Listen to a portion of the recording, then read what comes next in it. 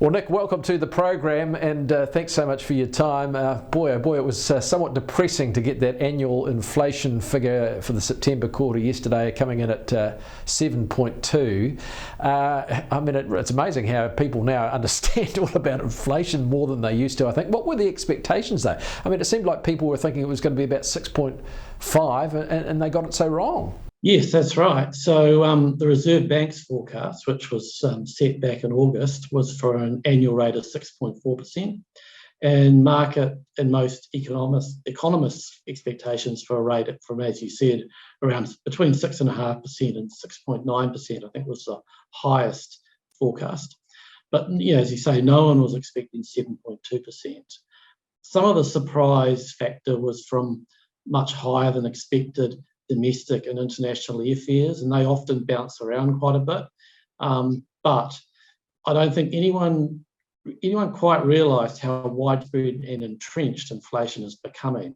It's no longer about supply chain snarl-ups and petrol prices. In fact, petrol prices fell in the quarter. Non-tradable inflation, which is generated from the domestic economy, picked up from 6.3% to 6.6%, and that's a real concern. So what were the major upward drivers, if you like, for inflation in the quarter?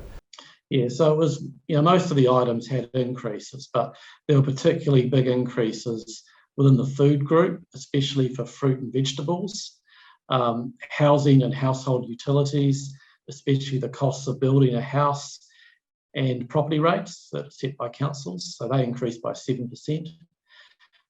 And then there was transport, especially, as I said, from airfares. They were the main drivers. Inflation can obviously be influenced by extreme movements of a few items. So if you strip those away, I suppose, like the vegetables, what's underlying inflation? What is that underlying inflation looking like? So there are some various things called trimmed mean measures, which exclude extreme price movements, and they ranged from an annual basis from between 6.4% to 7%.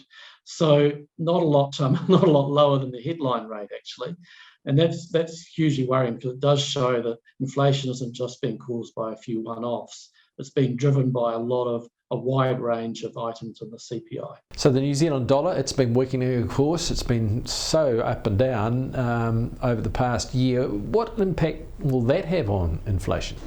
Yeah, so tradable inflation, which is the inflation that's effectively imported, has been under pressure from the weaker exchange rate. So over the past 12 months, the New Zealand dollar has fallen by 19% against the US dollar. Now, looking ahead, the fall in New Zealand dollar will put further upward pressure on tradable inflation, and they'll be giving the Reserve Bank real headaches. What do you think the Reserve Bank will do next when it reviews the official cash rate in the next month?